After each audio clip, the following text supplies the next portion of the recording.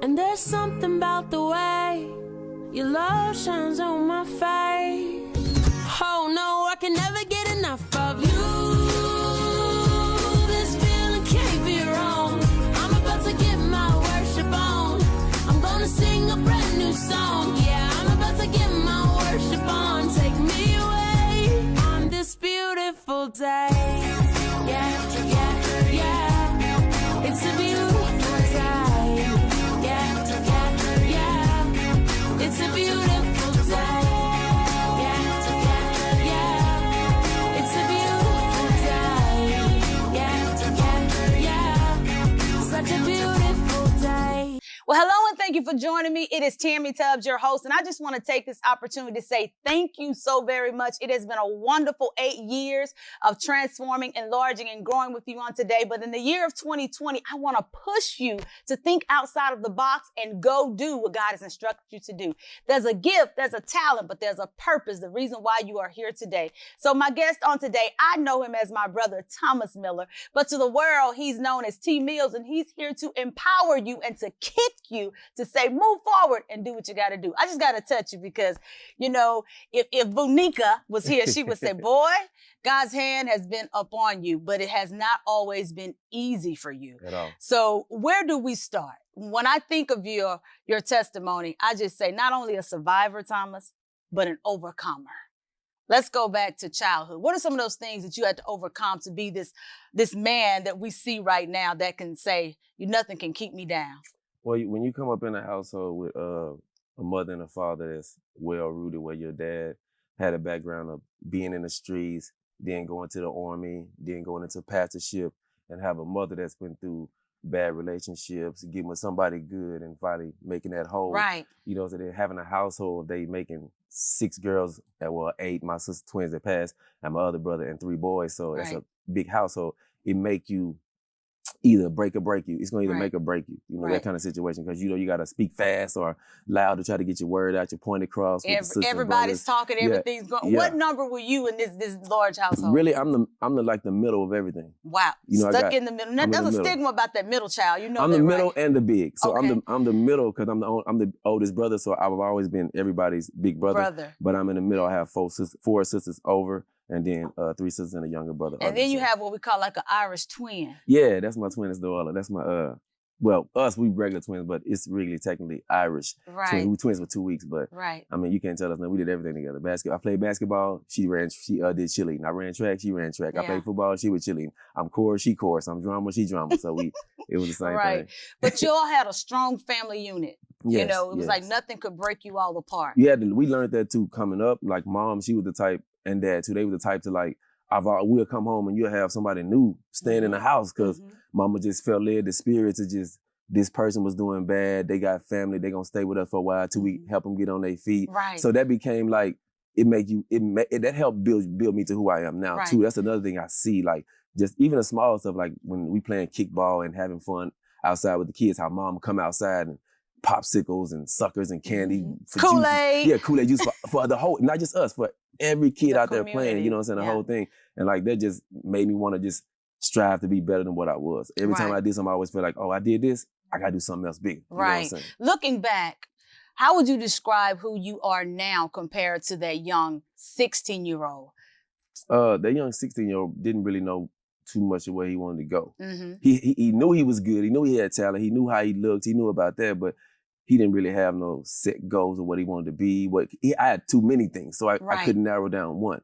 I didn't know I wanted to play football. I wanted to run track. I wanted to do basketball. I wanted to sing. I wanted to do acting. I would have so much I wanted to do, but he just was like in a situation where he just felt like he wanted to do it all, but not knowing then I can't do it all. I had to find your niche. Yeah, find that one thing that I'm really good at, or those couple things that you're really good at, and then put that into play. Make your plan out and then see it through. So I'm happy that you said that because eventually you found that thing that you love so much. And you've been singing all your life. Right. And sometimes when you have a gift, people try to put you on a box. Right. Have you ever been told you need to do this, or I can see you doing this, or people prophesied over your life and they said, boy, you better make sure that you stay with God because I see you doing, and now you're walking it out just in a different arena. Right. Right. Like I said, even though I'm not in the church, I mean, all my friends, people that know me, if you know me, you know it's a spiritualness about me. Right. No matter what I do, I don't play with, you know what I'm saying, God, I don't sugarcoat things. But do you love him? That's the question. From the door. I don't matter what I'm gonna do. I didn't sing too much real with him to not love him. No matter what kind of lifestyle I'm doing. And I'm happy that you said that, because so many times as Christians, people want to say, well, I go to church. Well, that's wonderful to go to church. But it's with love that you draw them. Sometimes people that don't go to church treat you better than people that's in church. Right. Would you agree? Right. So, you know. And he really puts you, as if I could just interrupt, he put me in places to be able to, and I end up preaching without even trying, or either giving a wisdom because all I know is the scripture. So they'll be like, hey man, I was thinking such and such, blah, blah, blah. I'm like, well, you know, Psalms this. And you know why that is, right? Because what's in it's gonna come out. It's gonna come out. You were rooted and grounded in the word of God, with your dad being in ministry, your mom being in ministry. Still study. You gotta, that's the one thing I learned. You have to study and show yourself approved. Right. Your mom and daddy, they can put it in. But for it to grow, you got to study, get you some dictionaries, get to the Google, get to the search, ask other people, you know what I'm saying, check other religions, you know what I'm saying. I got into all that after I branched out of being at home, and then it let me further respect and love my mom and them. Why did you feel like you branched off or wanted to feel, was this really real? Because sometimes as parents, they can push us and put so much emphasis on it. It's like, why do I have to do that? Did you ever feel like that? For a while, a lot of times I felt like that more in church-wise, because like, for a while, I felt like, okay, you the drummer. Yeah. But I was like, I don't want to play drums. I want to play keyboard. Mm-hmm. You know what I'm saying? So like, then I get to doing keyboard, but like, I don't even want to do that no more. I just want to sing. Yeah. You know, then I got to sing. I'm like, I don't even want to sing no more. You know what I'm saying? So it's like, I don't know. It'd be like an up and down, you know what I'm saying, kind of thing. So what is the thing that you learned, even though you were exploring, doing other things, one thing that you can look back and say, I know that Jesus is real? How do you know that he's real to you? The moment I was 13, when I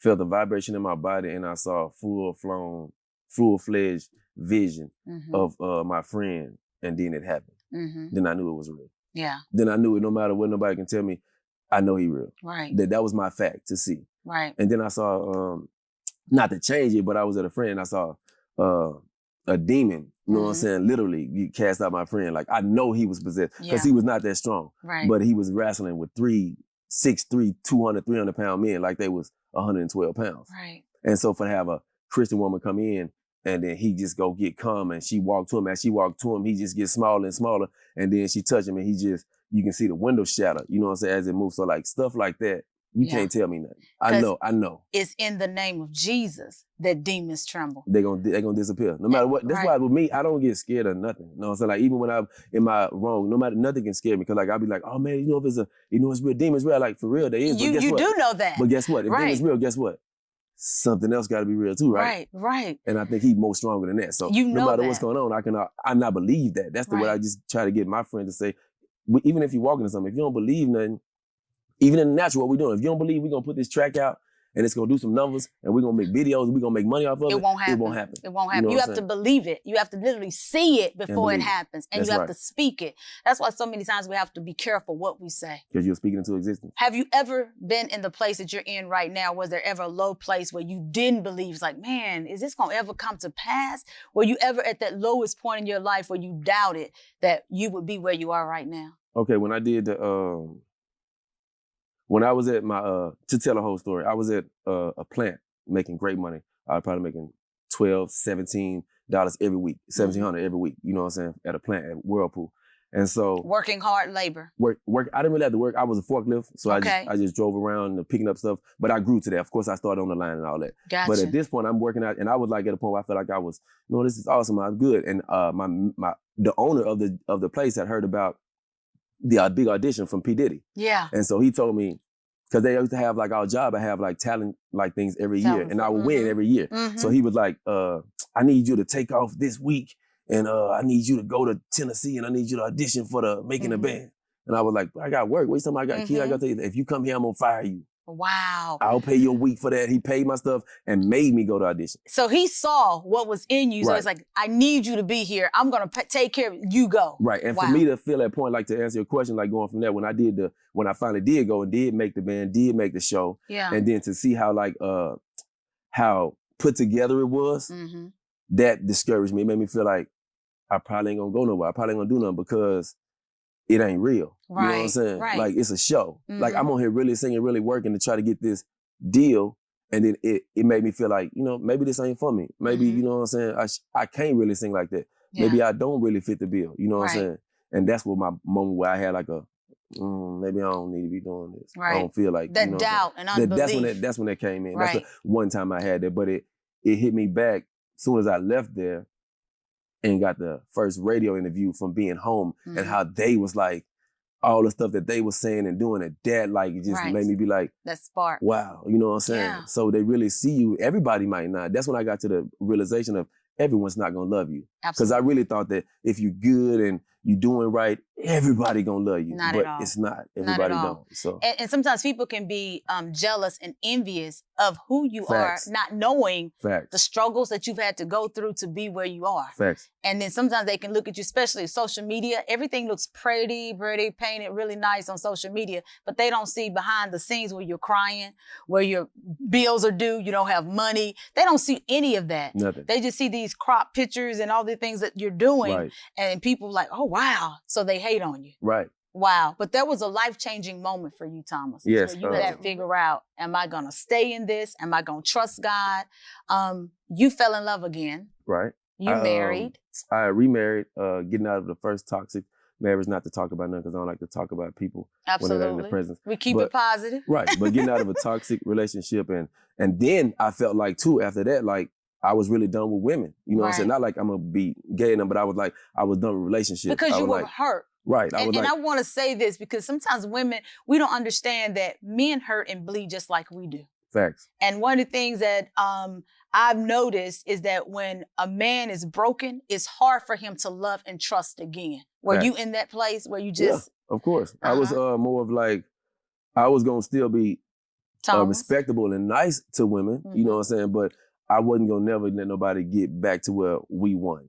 Right. I told myself that I was done with the, you know what I'm saying, having control of, giving somebody control of me and me taking control of her and us coming one. I didn't want that anymore. At first, I said I didn't want that. But like he broke all that down when he like brought my first love back into my life. You know what I'm saying? Like, and I wasn't even looking for it. She just popped up on a, back then, MySpace. And I was like, who is this? Because I've always had people trying to pop up. My message has always been going off. So who is this? But I like, she looked familiar. And I was like, this looked like, is that Autumn? But her last name wasn't Johnson. So I was like, this can't be her. And so I didn't pay no attention. And then she ended up blowing it up again. She ended up calling. And then she was like, hey, I talked to your brother, your sister. They told me a situation. There's I hope a connection. Right. And like just hearing her voice, it just sparked everything right back up. I was like, I want her. You know what I'm saying? It just out the blue, it just came up. I'm like, you know, that scripture, when he finds a wife, he finds a good thing and favor. I love how you said, I want her. I did. For those of you that are watching right now, a man knows what he wants. We do. And you don't have to run after them. No. They are the hunters. They will find you. So you realize, hey, we're going to reconnect. I want her. Right. And God sealed that for you. He did. Okay. We both got together on the same way, trying to like feel each other out, see if, because we knew each other. So we just, as we talk later in the future, like I just wanted to see if she was still her. Right. Because, you know, growing, you can either go worse down the wrong path or you can go better. Absolutely. You know what I'm saying? Or you can be in the middle and be fake. Act like you're this way, act like you're that way. So I just want to know where I stood with her. Yes. So it was all 100 back with her. And then we got together and it was beautiful. It was beautiful. We had my my first biological kids with her, my twin boys, and then my little girl. Adopted her kids. It was beautiful. That's a wonderful thing that you would say, you know what, I love you enough that I'm going to adopt your children. They become mine as well. Right. And I really I didn't want to do it at first because I wanted them to want it. Yeah. And like when I got it to where they was like getting tired of when we go to restaurants or booking hotel, wherever we go, and it's like the Millers. And me and her are Millers. Right. And they like, Mom, Dad, why I can't be a Miller? And you know what I'm saying? I had to, like, it touched, that was another humbling moment, be like, you doing something right to make them want to call you Dad. Absolutely. You know what I'm saying? And so like that was like a beautiful thing in itself too. Yeah. Right. Yeah. So what happened that changed your life? Because Autumn is there. You have your beautiful family. Now you're united, the Millers. You've adopted her children. Something happened that changed your life forever. Here's why nobody beats our deal. Dwayne Blackman Chevrolet is making servicing your vehicle simple. They understand that your time is valuable. That's why Dwayne Blackman Chevrolet is offering complimentary pickup and re-delivery of your vehicle if you need service. You will also receive a free 27-point inspection to make sure your vehicle is safe for the road. Wait, there's more. They will even give your vehicle a free exterior wash before returning it to you. Find new roads to Dwayne Blackman Chevrolet on 1410 South Gloucester in Tupelo. Nobody beats our deal. Something happened that changed your life forever. Well, in 2015, I lost her due to heart failure, what the 2 autopsy says, but I just say Yahshua just was ready. Cut the light off when it was time. And right. so I had, it was, okay, the first night it started, it was a great night. We had she didn't really like to go out and do anything with shows. She didn't like to do nothing. But this night I had a cancer show, it was about cancer. And so she went the first time ever, went to the show. Wonderful time. She came, great time, had a time. We had our baby girl, the nanny was there keeping the daughter. So we left home, came home, had an exciting night. Right. You know what I'm saying? Absolutely. Exciting night. And then I wake up what time to a was shock it? in the morning, maybe 3, 4 in the morning. Okay. So like I can hear my baby crying, but it's not like a wah, wah. It's like a wah. Like something is muzzled. Something's muzzling her mouth, and she's trying to every time she cries, when her head go up, you can hear the cry. But when she take that breath, it covers it again. Right. So I jump out the bed, and then when I jump out the bed, I touch, and I don't know what I'm saying. Feel else, I said, oh, she must be went to the restroom. With that, I just knocked on the door. Baby, use the restroom. You got the baby. If she crying, just give it to me. I get her while you getting done. You know what I'm saying? So like, what I'm saying is, she's not responding. That's not us. You see what I'm saying? So that's when I'm like, okay, what's going on? You know what I'm saying? Why you ain't talking? Right. Are you feeling okay? Baby. So there's I'm always communication. Right. So now by talking. this time, you know something's wrong. So wrong. now my mind is going into somebody broke into the house. And they done got her, and maybe she was in there, and my mind is just thinking like that. So when I'm trying to open the door, she don't open it. Then while she ain't talking, I know something wrong. So then I just bust the door down, just hit the door and snatch the whole hinge off and knock it down. But when the door hits, it hits and pause enough for me to go in. What do you see? So when I go in and look, I see her bent over and my baby tucked under her, and she looking up with no life. Wow. And so, not like we talked before, I've always heard that out of body experience, but did you experience that? I thought it was all bull. But as soon as I looked in the door, I was out of myself. I was out of myself in my bathroom in the corner, watching me pick her up. Wow. And the baby. Wow. And I floated out the bathroom, laid her on the thing. And by the time all this happening, I didn't put my baby on the bed with pillows over there. I ain't do none of that. Wow. None of that. So as I came back to grabbing the phone. So when I grab the phone, I'm chest pumping, I'm mouth blowing, but I'm knowing already she's gone. She's gone because I didn't already saw the stuff run down there, so I already know about death. So but I'm just in denial. I'm just because I don't want to lose this. Like everything is perfect. What are you doing, Yahshua? Shocked. Right. I did not want to believe it. I did not want to take it in. So I went to the point of where I was just crushed. I didn't want to do nothing. You shut down. For the first moment in my life I ever, I just wanted to die. Right. I didn't want to kill myself, but I just wanted to die. Yeah. I just wanted to my life to disappear. I just wanted to just go. You know what I'm saying? Because I felt like my world had just left. Right. And then like in the midst of feeling that, I didn't even get a chance to keep it. Like he just brought all the kids in. And at that point, all of them, I turned around and all of them was like just holding on to me.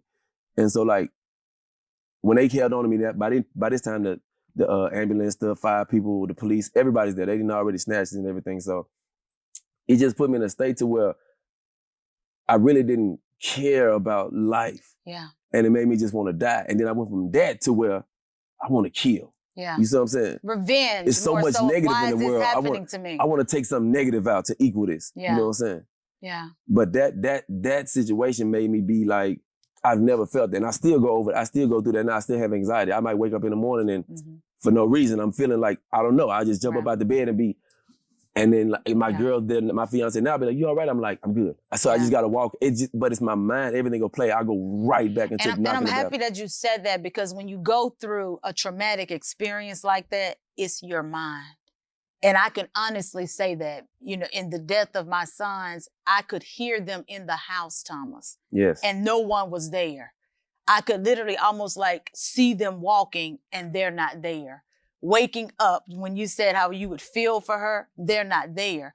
And it was like a mind game of feeling like, I'm about to lose my mind. Did you ever feel like that? Like, yes. And when you said not wanting to live, I most definitely, I feel your pain on today, because that was the place that I was in. I didn't want to live. And for the first time in my life, I hated Yahshua. Mm-hmm. Yeah. And I told him. Yeah. I talked to him. Yeah.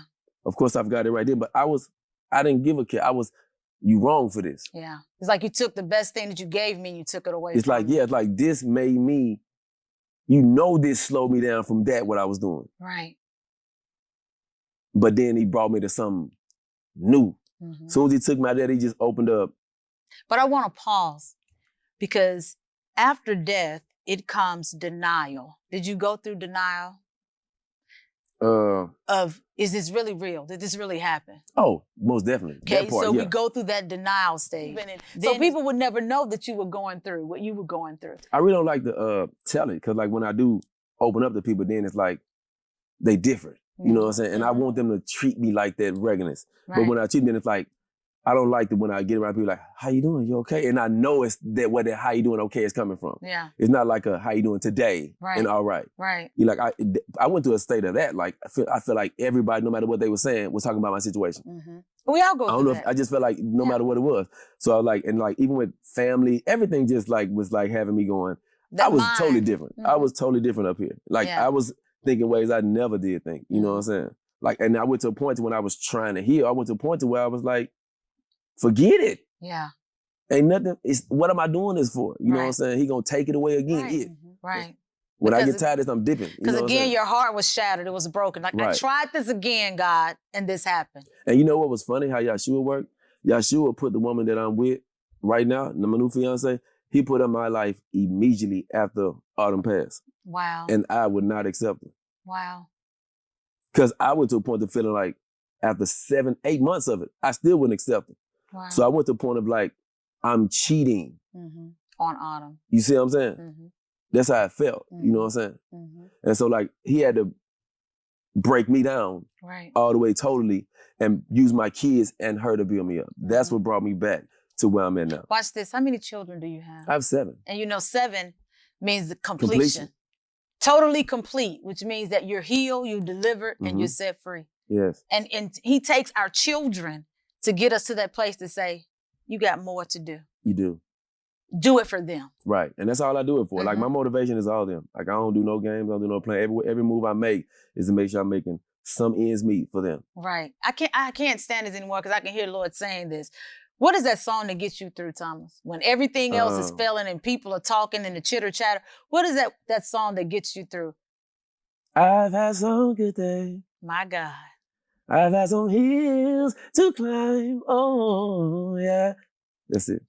And then I feel the tears. I don't like singing. But has your good days outweigh your bad days? Always. Yeah. Always. I have like moments where my babies do something so amazing. Like not to, yes, to brag. Amen. I have my 15-year-old, she's already in college classes. Amen. You know what I'm saying? She's secret classes. When she starts her college, she be straight sophomore. She don't go to freshman. So she's already doing college courses. She's a 4.7 student. She's trying to get it to 5.0 because she's crazy about that. She's the type, if she get an excellent. If she gets an A-, it's war in the house. That's the standards of the Millers. Right. That's excellent. Yes. Yes. I'm so proud. That's my biggest, proudest moment. Her and like how I can go down the line with all my kids having all A's. Amen. All of them having all perfect attendance. Amen. And then all this with the family, like what most people don't know, Thomas ain't had no help. Right. Thomas didn't have no auntie, cousin, mama, sister, brother, granddaddy, grandma, nobody. Just me. Just me handling all the pain, all the drama, everything. With the help of the good Lord. With the help of Yahshua. And my family. Yes. My family, I can't put them out. My family was there. And I want to say this to you, for all the men that are watching on today. So many times in the African-American families, you hear that Black men don't take care of their children. That's a lie. A lie. That they're not present. That's a lie. There are some strong, great African-American men, and I salute you all that are watching us on today. And I say, keep doing what you're doing. Sometimes you all have been broken, been hurt, and then there are barriers that you have to go around to even be able to see your children. So I say this to you. I thank God that you survived. I thank God that you overcame, and you're doing what you're doing, and you're making a difference. And you said, you know what? I'll take all of you. Autumn, your babies are my babies, the twins. I'll take all of you and love you like my own. So I salute you today, not only as being my brother, but I salute you as being a true man that stood the course of time. After losing your wife, you said, I'm not going to die in this. I'm going to get up and I'm going to make it happen. And that's what you're doing. Amen. You're making it happen. I'm trying to. Because I know how the mind, I've been there. And I can be transparent and say, I feel like I was bipolar, schizophrenic, just crazy, didn't want to deal with people, but God, that's all I can say. Right. You know, so. I went through that like heavily with my parents. I took it out on like I said, my immediate family, they was there. I took my pain out on my mama, on my twin sister, because I knew they can handle it. You know what I'm saying? Right. They got all the hate and anger with verbs. They allow me to vent to them. So that was a major healing part as well. Right. You know, so then my babies constantly, you know what I'm saying, in my face, like showing the love. That like love. He put them there. Like, I mean, I promise. I really don't know where I'd be if she would have passed and we had no kids. I would have been a whole nother person. Right. God knows what we need when we need it. Yeah. He knows what we need. So we're in 2020. You're not Thomas Miller. As they say, that's who you were born to, but the world know you as T Millz. What are you doing now? Where can we find you? How can they connect with you and join forces with you? What are you doing now? Well, I'm going, as we say in our time, we're going ham on my social medias. All my social medias going crazy. I just finally got verified last year on October for Instagram. For those that know what the verification, that's the check. Where they let you know that you are who you are, you really do what you do, you really making money, you really getting it in. So on Instagram, awesome. I'm over 104,000 followers right now on Instagram. So and it's T Millz, the number 3, and then RD. So T Millz 3rd, which is the Z. My music name is from Autumn. So when we first started doing music, I was going to just be T Miller, but she was like, why don't you just make it Millz and then put a Z at the end for the Zane, as she said. That's so awesome. I kept that. That's why I kept that. So, but the T Millz and the music, I got that. But the T Millz 3rd is for the IG, the Instagram, the Facebook. I really keep that family, but it is RT singing, not singing, singing with an A because he really sang. Yeah. And then Miller, and then that's it. So other than that, I got so much music. I got over 130 tracks out, feature wise. I have 2 EPs out. I have a collab album out. And we're working on another EP dropping in next month. So I'm so happy you didn't give up. Yeah. Oh, I'm so happy you didn't 16 give up. Bars the movie. I'm in there too with E40. Distribution deal with Dr. Dre. I'm bragging now. Distribution deal with Dr. Dre. He said I'm bragging. I got it through Curtis Young. That's Dr. Dre's son that he found after his son passed away. So I got my distribution through him with SS Music Group. I did the Making the Band with Diddy. I was Thomas on the show. They tried to sign me. I didn't want to do the group thing, so me and Diddy had a conversation. So he opened up his doors, and appreciate, shout out Diddy. You know what I'm saying? Thank you for what you did. So I want to say this in our final seconds. The time is eluding. What would you say to someone who has a dream, who's saying it's not working? I don't know if this is going to happen for me. What would you say to them in this moment right now? Simply, just do it. Yeah. You never know who want to hear it. If it's music-wise, and you got some music, I don't know if I want to put this out, it ain't mixed right. Do whatever you do, your best ability, whatever your top dollar can do that with the music and just put it out. Right. Because you never know. That might be that one that be like, wow, now you know.